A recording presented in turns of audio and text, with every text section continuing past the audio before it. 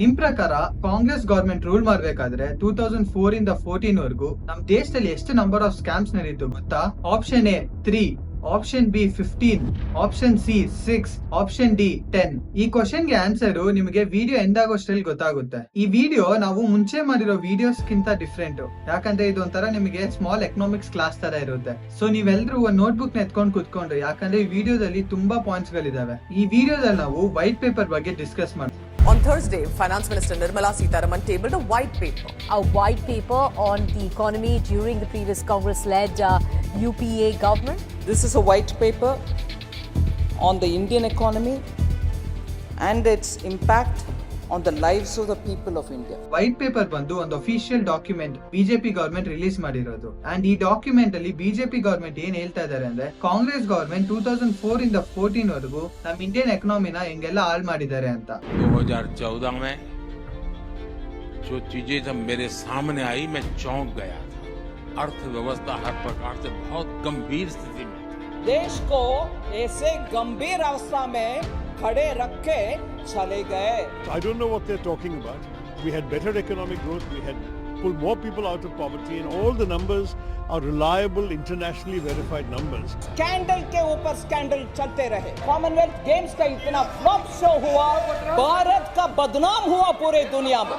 ಹಾಗೂ ಈ white paper ಅಲ್ಲಿ ಕಾಂಗ್ರೆಸ್ ಗವರ್ಮೆಂಟ್ ಮಾಡಿರೋ ಎಲ್ಲ ಎಕನಾಮಿಕ್ ಬ್ಲಂಡರ್ಸ್ ನ ಪಾಯಿಂಟ್ ಔಟ್ ಮಾಡಿದ್ದಾರೆ. ಮತ್ತೆ ಬಿಜೆಪಿ ಗವರ್ಮೆಂಟ್ ಈ ಬ್ಲಂಡರ್ ನ ಹೆಂಗ್ ಸರಿಪಡಿಸಿ ನಮ್ ಇಂಡಿಯಾನ ಫ್ರೆಜಲ್ 5 ಎಕನಾಮಿಯಿಂದ ಟಾಪ್ 5 ಎಕನಾಮಿಗೆ ಹೆಂಗ್ ತಂದ್ರು ಅಂತ ನೋಡೋಣ ಬನ್ನಿ. ಸೊ ನಾನು ಈ ವಿಡಿಯೋದಲ್ಲಿ ಮಾತಾಡ್ತಾ ಇರೋದೆಲ್ಲ ಫ್ಯಾಕ್ಟ್ ಬೇಸ್, ಎಲ್ಲ ವೈಟ್ ಪೇಪರ್ ಅಲ್ಲಿ ಮೆನ್ಷನ್ ಆಗಿದೆ. ನನ್ನ ಪರ್ಸನಲ್ ಒಪಿನಿಯನ್ ಏನೂ ಇಲ್ಲ. ಈ ವೈಟ್ ಪೇಪರ್ ಅಲ್ಲಿ ಬಿಜೆಪಿ ಗವರ್ಮೆಂಟ್ ಏನ್ ಮೆನ್ಷನ್ ಮಾಡ್ತಾ ಇದಾರೆ ಅಂದ್ರೆ, ಕಾಂಗ್ರೆಸ್ ಗವರ್ಮೆಂಟ್ 2004 ಅಲ್ಲಿ ಪವರ್ ಬಂದಾಗ ನಮ್ ಇಂಡಿಯನ್ ಎಕಾನಮಿ ತುಂಬಾ ಒಳ್ಳೆ ಪರಿಸ್ಥಿತಿಯಲ್ಲಿತ್ತು, ಹಾಗೂ ಅದು ಪ್ರತಿ ವರ್ಷ 8% ಗ್ರೋ ಆಗ್ತಾ ಇತ್ತು.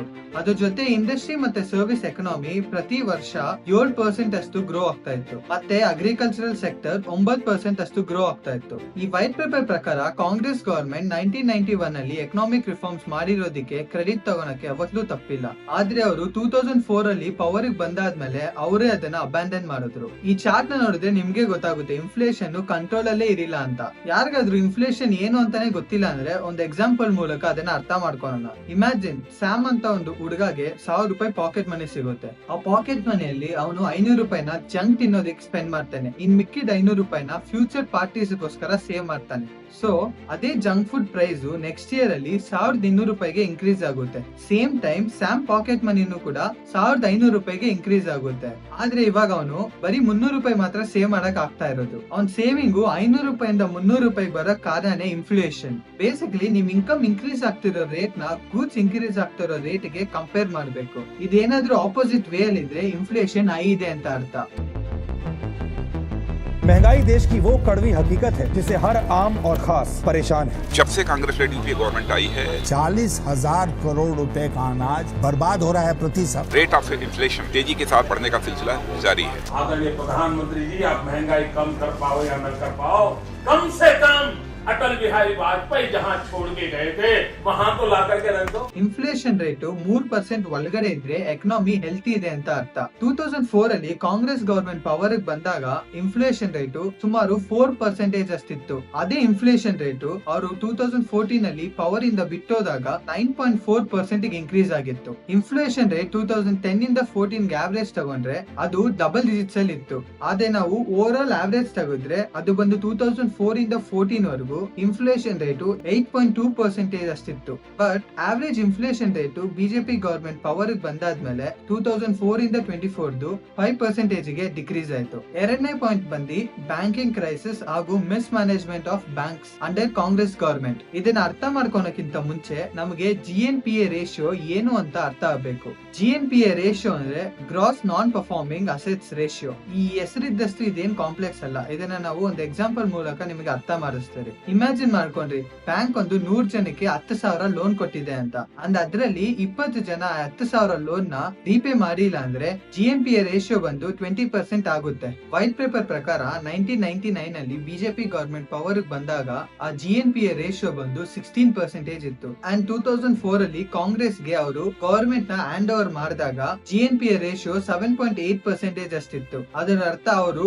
8% ಅಷ್ಟು ಅದನ್ನ ರೆಡ್ಯೂಸ್ ಮಾಡಿದ್ರು. ಆದ್ರೆ ಕಾಂಗ್ರೆಸ್ ಗವರ್ಮೆಂಟ್ 10 ವರ್ಷ ರೂಲ್ ಮಾಡ್ದಾದ್ಮೇಲೆ 2013 ಅಲ್ಲಿ ಅದೇ GNPA ರೇಷಿಯೋ 12.3% ಗೆ ಇನ್ಕ್ರೀಸ್ ಆಗಿತ್ತು. ಅದ್ರ ಜೊತೆ 3.8 lakh crore rupees ಅಷ್ಟು ಲೋನ್ಸ್ ಇದರಲ್ಲಿ ಇನ್ಕ್ಲೂಡೇ ಆಗಿಲ್ಲ.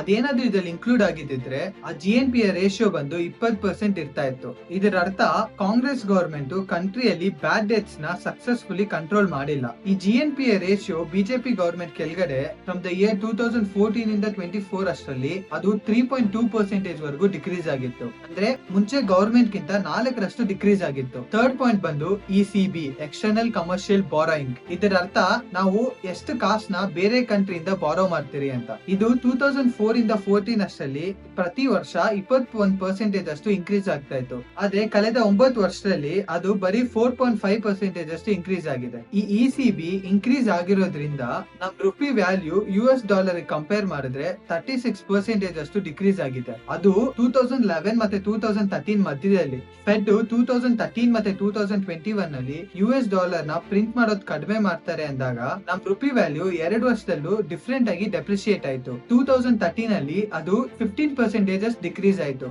ಆದ್ರೆ ಅದು ಬಿಜೆಪಿ ರೂಲ್ ಅಲ್ಲಿ ಬರೀ 0.7% ಡಿಕ್ರೀಸ್ ಆಯ್ತು. ಈ ವಿಡಿಯೋನ ಕಂಟಿನ್ಯೂ ಮಾಡೋಕ್ಕಿಂತ ಮುಂಚೆ ನಾವು ಫಾರೆಕ್ಸ್ ರಿಸರ್ವ್ ಏನು ಅಂತ ತಿಳ್ಕೊಳೋಣ. ಫಾರೆಕ್ಸ್ ರಿಸರ್ವ್ ಅಂದ್ರೆ ನಮ್ ಕಂಟ್ರಿದು ಸೇವಿಂಗ್ಸ್. ಬಟ್ ನಾವ್ ಈ ಸೇವಿಂಗ್ಸ್ ನ ನಮ್ಮ ಓನ್ ಕರೆನ್ಸಿಯಲ್ಲಿ ಸೇವ್ ಮಾಡಲ್ಲ. ಯಾಕಂದ್ರೆ ಮುಂದಕ್ಕೆ ಯಾವಾಗಾದ್ರೂ ನಮ್ ಎಕಾನಮಿ ಕೊಲಾಪ್ಸ್ ಆಗಂಗಿದ್ರೆ ನಮ್ ಕಂಟ್ರಿ ಕರೆನ್ಸಿ ವ್ಯಾಲ್ಯೂನು ಕೊಲಾಪ್ಸ್ ಆಗುತ್ತೆ. ಈ ಸೇಫ್ಟಿ ರೀಸನ್ಸ್ ಗೋಸ್ಕರ ನಾವು ಗೋಲ್ಡ್, US ಡಾಲರ್ಸ್ ಇಲ್ಲಾಂದ್ರೆ ಯಾವ್ದಾದ್ರು ಬೇರೆ ಕಂಟ್ರಿದು ಸ್ಟೇಬಲ್ ಕರೆನ್ಸಿ ಮೂಲಕ ನಾವು ಅದನ್ನ ಸೇವ್ ಮಾಡ್ತೇವೆ. 2004 ಅಲ್ಲಿ ಕಾಂಗ್ರೆಸ್ ಗವರ್ಮೆಂಟ್ ಪವರ್ ಬಂದಾಗ ನಮ್ಮ ಹತ್ರ ಎಷ್ಟು ಫಾರಿನ್ ರಿಸರ್ವ್ಸ್ ಇತ್ತು ಅಂದ್ರೆ ನಮ್ ದೇಶದ್ದು 17 ತಿಂಗಳು ಇಂಪೋರ್ಟ್ಸ್ ನ ಫಿನಾನ್ಸ್ ಮಾಡೋಷ್ಟಿತ್ತು. ಆದ್ರೆ 2013 ಅಲ್ಲಿ ಕಾಂಗ್ರೆಸ್ ಗವರ್ಮೆಂಟ್ ಪವರ್ ಇಂದ ಇಳಿಬೇಕಾದ್ರೆ ಆ ಫಾರಿನ್ ರಿಸರ್ವ್ಸ್ ಬಂದ್ಬಿಟ್ಟು ನಮ್ ಕಂಟ್ರಿದು ಇಂಪೋರ್ಟ್ಸ್ ನ ಬರೀ 6 ತಿಂಗಳು ಫಿನಾನ್ಸ್ ಮಾಡೋಷ್ಟಿಗೆ ಬಿದ್ದೋಗಿತ್ತು. ನಮ್ forex reserve to external debt ratio. ಅದರ ಅರ್ಥ ನಮ್ ಕಂಟ್ರಿ ಸೇವಿಂಗ್ಸ್ ಡಿವೈಡೆಡ್ ಬೈ ನಾವು ಎಷ್ಟು ಲೋನ್ ಬೇರೆ ಕಂಟ್ರೀಸ್ ಇಂದ ತಗೊಂಡಿದ್ದೀವಿ. ಇದು ಬಂದ್ಬಿಟ್ಟು 150% ಇರ್ಬೇಕು. ಆದ್ರೆ 100% ಓಕೆ.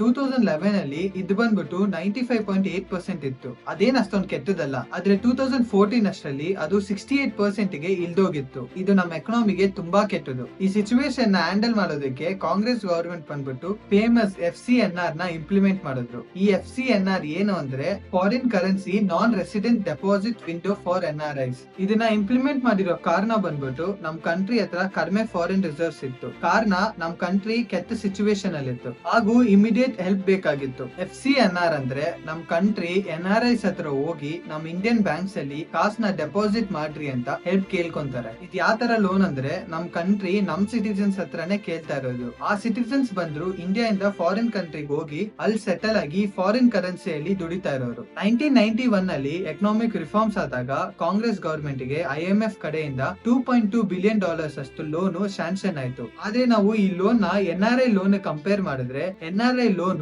12 ಟೈಮ್ಸ್ ಜಾಸ್ತಿ ಇತ್ತು. ಅದು $26 billion. ಈ ಎಲ್ಲಾ ಲೋನ್ ಅಮೌಂಟ್ 2016 ಅಲ್ಲಿ ಬಿಜೆಪಿ ಗವರ್ಮೆಂಟ್ ಏನು ಪ್ರಾಬ್ಲಮ್ ಇಲ್ದಿರಂಗೆ ತೀರ್ಸಿದ್ರು. ಬಿಜೆಪಿ ಗವರ್ಮೆಂಟ್ ಮತ್ತೆ ಏನ್ ಹೇಳ್ತಾ ಇದಾರೆ ಅಂದ್ರೆ 2008 ಅಲ್ಲಿ ಫಿನಾನ್ಷಿಯಲ್ ಕ್ರೈಸಿಸ್ ಆದಾಗ ನಮ್ ಇಂಡಿಯಾಗೆ ಅದೇನ್ ಜಾಸ್ತಿ ಎಫೆಕ್ಟ್ ಆಗಿಲ್ಲ ಅಂತ compare to European and North American countries. It was one of the most profound events in generations with huge consequences for the American economy and households throughout the country. Lehman Brothers is going bankrupt. Shares in Lehman Brothers have plummeted more than 80% in 2008 alone. We saw that in September of 2008 like we've never seen it before in financial markets. Those people who had purchased beyond their capacity are suffering. ಆದ್ರೆ ನೀವು ಈ table ಅಲ್ಲಿ ನೋಡೋ ಪ್ರಕಾರ 2008 financial crisis time ಅಲ್ಲಿ Indian growth rate 3.1% ಗೆ slow down ಆಯ್ತು. ಆದ್ರೆ ಬೇರೆ ಡೆವಲಪ್ ಕಂಟ್ರೀಸ್ ಗ್ರೋತ್ ರೇಟ್ 1 ಇಲ್ಲ -1% ಗೆ ಸ್ಲೋ ಡೌನ್ ಆಯ್ತು. ಆದ್ರೆ 2009 ಅಲ್ಲಿ ನಮ್ ಇಂಡಿಯನ್ ಗ್ರೋತ್ ರೇಟ್ 8.5% ಗೆ ವಾಪಸ್ ಬಂತು. ಆದ್ರೆ ಡೆವಲಪ್ ಕಂಟ್ರೀಸ್ ಗ್ರೋತ್ ರೇಟ್ ಬಂದ್ಬಿಟ್ಟು 1% ಗಿಂತ ಕೆಳಗಡೆ ಹೋಯ್ತು. ಈ ವಿಡಿಯೋದಲ್ಲಿ ಮುಂದಕ್ಕೆ ಹೋಗೋಕ್ಕಿಂತ ಮುಂಚೆ ನಾವು ಹೊಸ 2 ಕಾನ್ಸೆಪ್ಟ್ ನ ತಿಳ್ಕೊಳ್ಳೋಣ. Fiscal deficit and revenue deficit. Fiscal deficit ಅಂದ್ರೆ difference between government's total income including taxable and non taxable revenue and their total expenditure. ಇನ್ನೊಂದ್ ಕಡೆ ರೆವೆನ್ಯೂ ಡೆಫಿಸಿಟ್ ಅಂದ್ರೆ difference between government's revenue receipts mainly taxable revenue and revenue expenditure. Revenue expenditure ಅಂದ್ರೆ day to day expenses like like salaries, subsidies etcetera. ಇಂಡಿಯಾದು GFT to GDP ratio ಬಂದು out of 6 years 3 years 4.5% of GDP.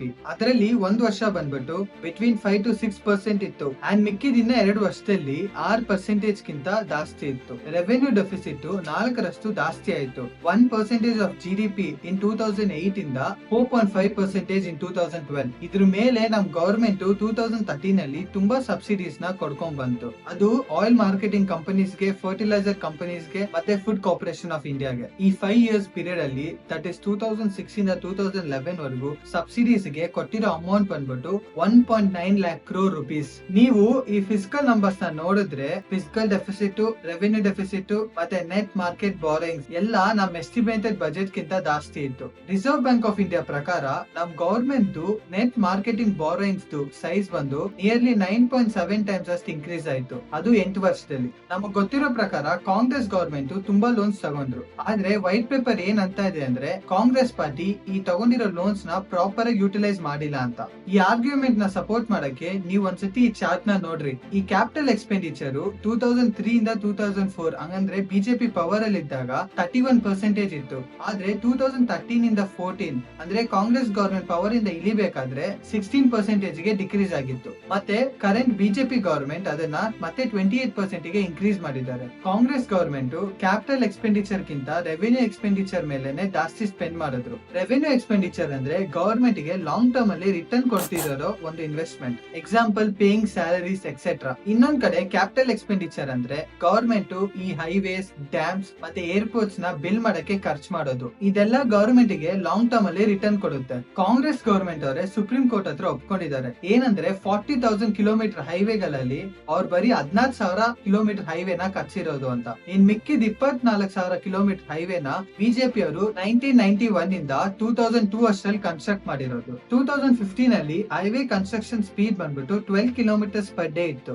ಆದ್ರೆ 2023 ಅಷ್ಟರಲ್ಲಿ BJP government ಆ speed ಅನ್ನ 28 kilometers per day ಗೆ increase ಮಾಡಿದ್ದಾರೆ. Express highway, green express highway, axis control express highway बन रहे हैं. हिंदुस्तान का रोड इंफ्रास्ट्रक्चर अमेरिका के बराबर होगा.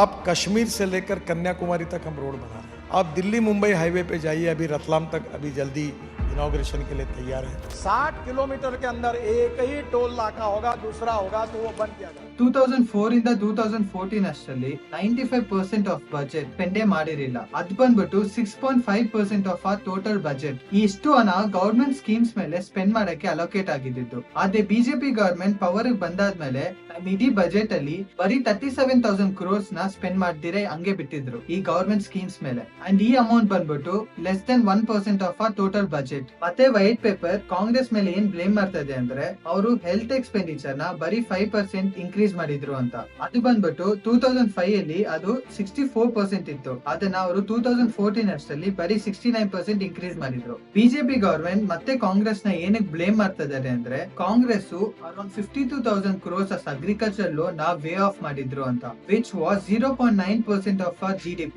In February 2008, UPA 1 announced its biggest SOP for farmers. The real game changer unveiled by the UPA was a 52,000 crore rupee farm loan relief scheme. There are about 3 crore small and marginal farmers and about 1 crore other farmers will benefit from the scheme. A 52,280 crore rupees farm loan waiver for 3.5 crore small and marginal farmers. For marginal farmers and small farmers, there will be a complete waiver of all loans that were ಈ loan ನ Congress government way of ಮಾಡಿದ್ರಿಂದ future ಅಲ್ಲಿ farmers ಗೆ heavy effect ಆಯ್ತು. ಹಂಗಂದ್ರೆ ಯಾವ್ದಾದ್ farmer ಆ loan ನ repay ಮಾಡಿರಿಲ್ಲೋ government ಅವ್ರ ಬದಲು ಕೊಟ್ಟಿದ್ರು ಅಂತ ಫಾರ್ಮರ್ಸ್ ಗೆ ಬ್ಯಾಂಕ್ ಅವರು ನೆಕ್ಸ್ಟ್ ಟೈಮ್ ಇಂದ ಲೋನೇ ಕೊಡ್ತಾ ಇರಲಿಲ್ಲ. ಮತ್ತೆ ಬಿಜೆಪಿ ಗವರ್ಮೆಂಟ್ ಕಾಂಗ್ರೆಸ್ ಗೆ ಏನ್ ಬ್ಲೇಮ್ ಮಾಡ್ತಾ ಇದಾರೆ ಅಂದ್ರೆ ಅವರು ಈ ಏರ್ ಕ್ರಾಫ್ಟ್ ನ ಪರ್ಚೇಸ್ ಮಾಡೋದ್ರಲ್ಲಿ ತುಂಬಾ ಸ್ಲೋ ಇದ್ರು ಅಂತ. ಅದಾದ್ಮೇಲೆ ಬುಲೆಟ್ ಪ್ರೂಫ್ ಜಾಕೆಟ್ಸ್ ಮತ್ತೆ ನೈಟ್ ವಿಷನ್ ಗಾಗಲ್ಸ್ ನ ಇಂಡಿಯನ್ ಆರ್ಮಿಗೆ ಕೊಡೋದ್ರಲ್ಲೇ ಇದ್ರು. ನಾನು ಸ್ಟಾರ್ಟಿಂಗ್ ಅಲ್ಲಿ ಕೇಳಿರೋ ಕ್ವಶನ್ ಗೆ ಆನ್ಸರ್ ಹೇಳೋ ಟೈಮ್ ಬಂತು. ಕಾಂಗ್ರೆಸ್ ಗವರ್ಮೆಂಟ್ ತುಂಬಾ ಸ್ಕ್ಯಾಮ್ಸ್ ಅಲ್ಲಿ ಇನ್ವಾಲ್ವ್ ಆಗಿದ್ದಾರೆ. यूपीए गवर्नमेंट ने इतने सारे घोटाले, भारत देश का भयंकर नुकसान किया. टोटल लगाया तो 12 लाख करोड़ के बाद मैंने टोटल छोड़ दिया. 2014 के पहले खबरें क्या आती थी? सत्यम घोटाला किसने किया? यूपीए. कॉमनवेल्थ घोटाला किसने किया? यूपीए. कोयला घोटाला किसने किया? यूपीए ने। स्कैंडल के ऊपर स्कैंडल चलते रहे, देश को ऐसे गंभीर अवस्था में खड़े रख के चले गए। इनसे सुधरने की मुझे कोई अपेक्षा नहीं है, वो जनता इनको सुधार देगी। ಆದ್ರೆ ಈ ವೈಟ್ ಪೇಪರ್ ಅಲ್ಲಿ 15 ಸ್ಕ್ಯಾಮ್ಸ್ ಲಿಸ್ಟ್ ಡೌನ್ ಆಗಿದೆ. ಲಿಮಿಟೆಡ್ ಟೈಮ್ ಇರೋದ್ರಿಂದ ನಾವು ವೈಟ್ ಪೇಪರ್ ಅಲ್ಲಿ ಎಲ್ಲಾ ಪಾಯಿಂಟ್ಸ್ ನ ಕವರ್ ಮಾಡಕ್ ಆಗಿಲ್ಲ. ಬಿಜೆಪಿ ಅವರು ಇನ್ನ ತುಂಬಾ ಪಾಯಿಂಟ್ಸ್ ಗೆ ಕ್ರೆಡಿಟ್ ತಗೊಂತಾ ಇದಾರೆ. ಅದು ಬಂದು ಪವರ್ ಕಟ್ಸ್ ಇಂಡಿಯಾದಲ್ಲಿ ತುಂಬಾ ಕಡಿಮೆ ಆಯ್ತು. ಅದಾದ್ಮೇಲೆ Aadhaar card implementation, GST implementation, ಮತ್ತೆ ಇಂಡಿಯಾದು ಸರ್ವಿಸ್ ಎಕ್ಸ್ಪೋರ್ಟ್ ಬಂದು 97% ಇನ್ಕ್ರೀಸ್ ಆಯ್ತು. ವೇರಾಸ್ ವರ್ಲ್ಡ್ಸ್ ಸರ್ವಿಸ್ ಎಕ್ಸ್ಪೋರ್ಟ್ಸ್ ಬಂದು 36% ಇತ್ತು. ಇಂಡಿಯನ್ ಮರ್ಚೆಂಡೈಸ್ ಎಕ್ಸ್ಪೋರ್ಟ್ಸ್ ನ ಅವರು 2014 ಇಂದ 22 ಅಷ್ಟರಲ್ಲಿ 41% ಇನ್ಕ್ರೀಸ್ ಮಾಡಿದ್ರು. ವೇರಾಸ್ ವರ್ಲ್ಡ್ ಮರ್ಚೆಂಡೈಸ್ ಎಕ್ಸ್ಪೋರ್ಟ್ಸ್ ಬಂದು 31% ಇತ್ತು. ಇಂಡಿಯಾದಲ್ಲಿ better quality of toilets build ಮಾಡೋದ್ರಿಂದ ಸ್ಯಾನಿಟೇಷನ್ ಇಂಪ್ರೂವ್ ಆಯ್ತು. ಫಾರಿನ್ ಡೈರೆಕ್ಟ್ ಇನ್ವೆಸ್ಟ್ಮೆಂಟ್ಸ್ ನ $305 billion ಇಂದ $600 billion ಗೆ ಡಬಲ್ ಮಾಡಿದ್ರು. ಕ್ಯಾಪಿಟಲ್ ಎಕ್ಸ್ಪೆಂಡಿಚರ್ ಕೂಡ 5 times ಇನ್ಕ್ರೀಸ್ ಆಯ್ತು. ಈ ವೈಟ್ ಪೇಪರ್ ಅಲ್ಲಿ ಇನ್ನ ತುಂಬಾ ಪಾಯಿಂಟ್ಸ್ ಇದೆ. ಇದನ್ನೆಲ್ಲ ನೀವು ಓದ್ಬೇಕು ಅಂದ್ರೆ ಕೆಳಗಡೆ ಡಿಸ್ಕ್ರಿಪ್ಷನ್ ಅಲ್ಲಿರೋ ವೈಟ್ ಪೇಪರ್ ನ ಚೆಕ್ ಮಾಡ್ರಿ. 2013 ಅಲ್ಲಿ ಮಾರ್ಗನ್ ಸ್ಟ್ಯಾನ್ಲಿ ಒಂದು ರಿಪೋರ್ಟ್ ನ ಪಬ್ಲಿಷ್ ಮಾಡ್ತು. ಅದರಲ್ಲಿ India fragile 5 economies in the world ಅಲ್ಲಿ ಇತ್ತು. ಹಂಗಂದ್ರೆ an economy with emerging power but weak fundamentals. IMF ಪ್ರಕಾರ ಕೋವಿಡ್ ಇಲ್ಲ ಅಂದಿದ್ರೆ ನಮ್ ಇಂಡಿಯಾ 2022 ಅಲ್ಲೇ top 5 economies in the world ಅಲ್ಲಿ ಇರ್ತಾ ಇತ್ತು. ಅಂಡ್ 2027 ಅಷ್ಟಲ್ಲಿ ಇಂಡಿಯಾ 3rd largest ಎಕಾನಮಿ ಆಗ್ತಾ ಇದ್ರಿ. ಫೈನಲಿ ನಮ್ ಬಿಜೆಪಿ ಗವರ್ಮೆಂಟ್ ಅವರು ನಮ್ ಕಂಟ್ರಿನ ಫ್ರೆಜಲ್ 5 ಎಕನಾಮಿ ಇಂದ top 5 economic countries in the world ಕರ್ಕೊಂಡು ಹೋಗಿದ್ದಕ್ಕೆ ಕ್ರೆಡಿಟ್ ತಗೊಂತಾ ಇದಾರೆ. ಈಗಾಗ್ಲೇ ನಾವು ನಿಮಗೆ ವೈಟ್ ಪೇಪರ್ ಮತ್ತೆ ಬ್ಲಾಕ್ ಪೇಪರ್ ನ ರಿಸರ್ಚ್ ಮಾಡಿ ತಿಳಿಸಿದ್ದೇನೆ. ಸೊ ಇವಾಗ ನೀವು ಸೋಷಿಯಲ್ ಮೀಡಿಯಾ ಇಂದ ಇನ್ಫ್ಲೂಯೆನ್ಸ್ ಆಗದಿರಂಗೆ ನಿಮ್ ಲೀಡರ್ಸ್ ಬಗ್ಗೆ ಪ್ರಾಪರ್ ಬ್ಯಾಕ್ ಗ್ರೌಂಡ್ ರಿಸರ್ಚ್ ಮಾಡಿ ಅವ್ರನ್ನ ಚೂಸ್ ಮಾಡ್ರಿ. ಇದೇ ತರ ಕಂಟೆಂಟ್ ನಿಮಗೆ ಇಂಗ್ಲಿಷ್ ಮತ್ತೆ ತಮಿಳಲ್ಲಿ ಬೇಕು ಅಂದ್ರೆ ಡಿಸ್ಕ್ರಿಪ್ಷನ್ ಅಲ್ಲಿ 2 ಚಾನೆಲ್ ನ ಸಬ್ಸ್ಕ್ರೈಬ್ ಮಾಡ್ರಿ. This is Ajay Kumar signing off.